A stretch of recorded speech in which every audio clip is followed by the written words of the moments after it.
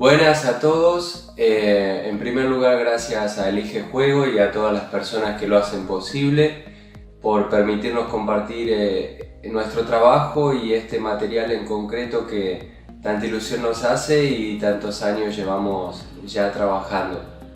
Mi nombre es Ignacio, pertenezco a Sounds Like Fun y somos un grupo que nos dedicamos a crear material educativo con eje en lo multidisciplinar, que significa que hay varias profesiones combinadas y bueno, son grandes promotores del pensamiento, de la creatividad, del talento, en fin.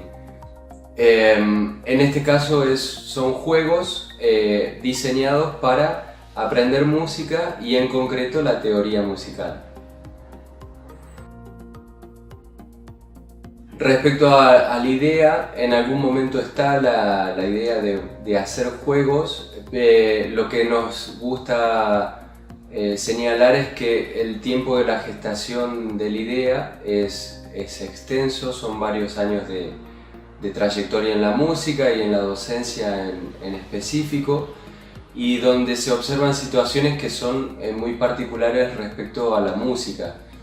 Todas las personas en algún momento nos acercamos a la música, no solamente para escuchar, sino también para tocar, para cantar, tocar un instrumento, y de ese porcentaje, de ese 100% que ingresa a los estudios musicales, solamente entre un 5 y un 10% supera las primeras barreras del aprendizaje, y de ese porcentaje es aún menor el que sigue los estudios musicales y el que llega a entender un poco las reglas del juego o de qué va la música, digamos. Todas las personas pueden aprender música, de la misma manera que se aprende fútbol, básquet, ajedrez, se puede aprender música, y nadie diría que jugar al fútbol es imposible de aprender. Jugar bien al fútbol es otra historia. Entonces con la música pasa lo mismo. Lo que sucede es que cada actividad plantea momentos de complejidad en su aprendizaje que pueden estar antes o después. Lo curioso es que en la música están al comienzo, y decimos que es una actividad multidisciplinar en sí misma, porque requiere el uso del cuerpo para tocar, el uso del intelecto para programar, para memorizar, el uso de las expresiones para poder comunicar también.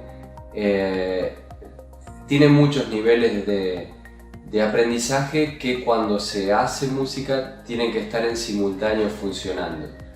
Entonces se pueden o bien aprender por separado y juntarlos, o aprenderlos todos juntos poco a poco. Pero siempre que hablamos en relación al ejemplo del deporte, que es tan usual en estos días, decimos que por un lado está la práctica musical y por otro las reglas de la música, que es como cualquier deporte. Por un lado está el juego y por otro el reglamento que lo coordina.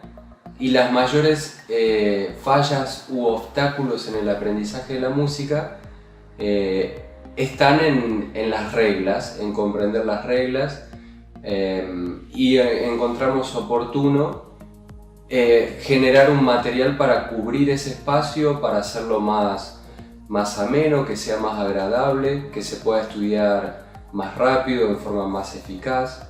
Y bueno, ese es el material que les traemos hoy en día.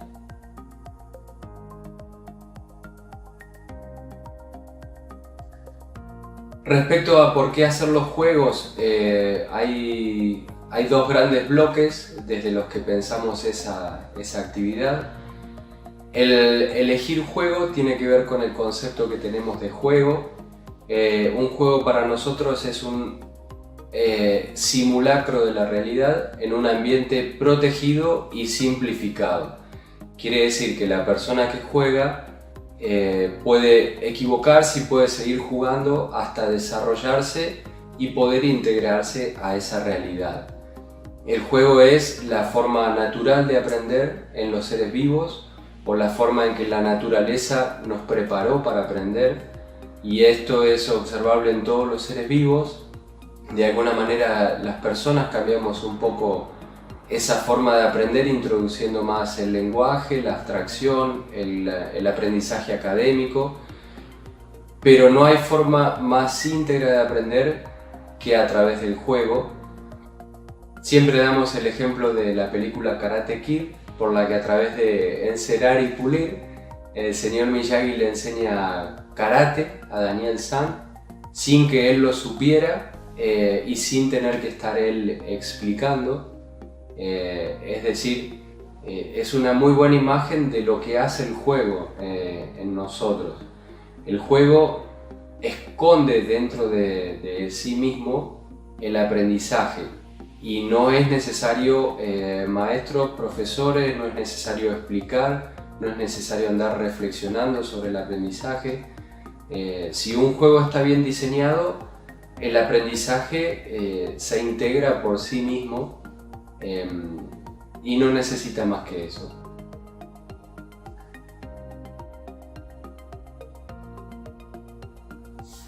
Respecto a los juegos tradicionales, que es el otro bloque del que nos gusta hablar, tenemos que decir que de alguna manera los juegos tradicionales están en peligro, es importante esa parte, y también tener presente que un juego tradicional es una forma probada culturalmente que desarrolla con eficacia un aprendizaje. Un ejemplo de juego tradicional podemos encontrarlos en algunas tribus, cuando a los niños pequeños les hacen jugar juegos de mesa o en el suelo escribiendo, que no son otra cosa que el desarrollo de la estrategia para cazar cuando tengan la edad propicia, y ejemplos como ese hay muchísimos. De alguna manera, lo que esconde un juego tradicional es una estructura que es necesaria para la vida. En general son estructuras de pensamiento que incorporadas a través del juego se pueden liberar para aplicarse a diferentes disciplinas, pero el jugar y el manipular son de una importancia que no podemos subestimar. En general la forma de aprender, y esto en la psicología también se explica, es desde familiarizarse con los materiales, jugar, repetir y varias etapas más hasta las que finalmente se llega a la abstracción y al lenguaje. Curiosamente, los métodos de música muchas veces están al revés, es decir, se parte desde el lenguaje y desde la abstracción hacia la práctica, y esto está comprobado que no solo no es bueno, tampoco no da resultados. Y todos esos detalles están escondidos en algo tan simple como un juego tradicional. Por contraparte, hoy en día, estando tan digitalizados, tenemos que mencionar respecto a nuestro trabajo, que incluso también pensamos desarrollar aplicaciones de nuestros juegos, pero tienen esta cuestión de que algo que se programó es algo que ya se decidió por antemano. Entonces, si algo se programó, la persona que va a jugar ya pierde una capacidad y un margen amplio de tomar decisiones, que es justamente lo que hace que el juego sea bueno y sea necesario para el aprendizaje. No podemos hablar o generalizar de que los juegos digitales sean todos iguales, pero siempre tienen algo en común y en algunos casos podrán tener más o menos prestaciones, pero no podría darse nunca un contexto de juego sin que el juego tradicional esté presente.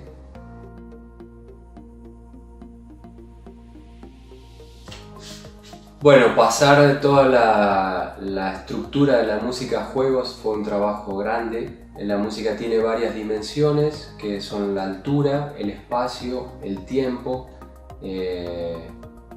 y estas dimensiones lo que se hizo es separarlas, clasificarlas y luego estudiar qué juegos podían absorber dichas dimensiones. Y bueno, es un trabajo largo de mucha prueba y error y comprobar los resultados, pero estamos muy satisfechos de los resultados que conseguimos y ya están a muy poquito de poderse socializar.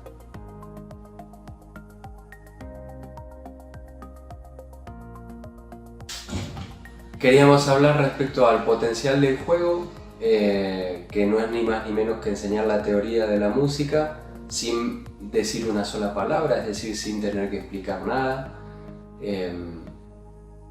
En cuanto a las restricciones de edad, no tiene, se puede jugar desde cualquier edad.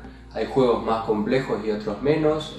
Uno no puede dar por sentado que personas de edades menores no entiendan los juegos. De todas maneras están organizados como para ir poco a poco añadiendo elementos. Y respecto a la incorporación en el aula, junto con el tema del aula relacionamos a algo que hablamos previamente. Hoy en día es frecuente que, o en muchos casos se da, que un niño pase más horas escolarizado que un adulto en el trabajo. Y teniendo en cuenta que las edades de escolarización son cada vez más tempranas, que fue a los 4 años, luego a los 3, a los 2, entonces nuestros colegios necesitan de una forma casi urgente o desesperada recuperar el juego, porque ese espacio es necesario para el desarrollo y además ese tiempo que ya no está tanto fuera tiene que estar dentro de los colegios.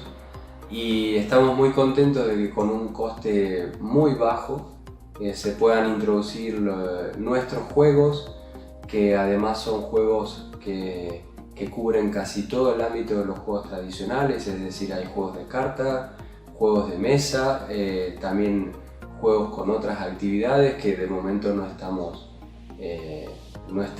por lanzar, pero están previstos. Es decir, que podríamos colaborar con esta situación de escolarización que tan bien le hace el juego y tanto lo necesita en este momento.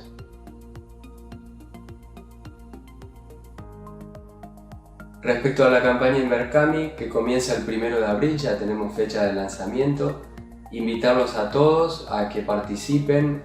Vamos a hacer lo posible por facilitar esa participación. Va a haber descuentos, va a haber promociones, sorteos, así que va a estar muy divertido y que lo que necesiten también nos pueden escribir a la casilla de correo electrónico, que con gusto se recibe bien todo.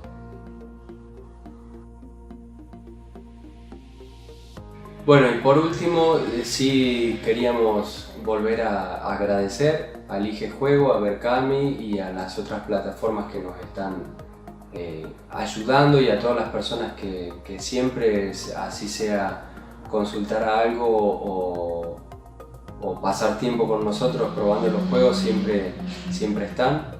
Así que bueno, saludarlos a todos y agradecerles nuevamente, y nos vemos el 1 de abril en Berkami.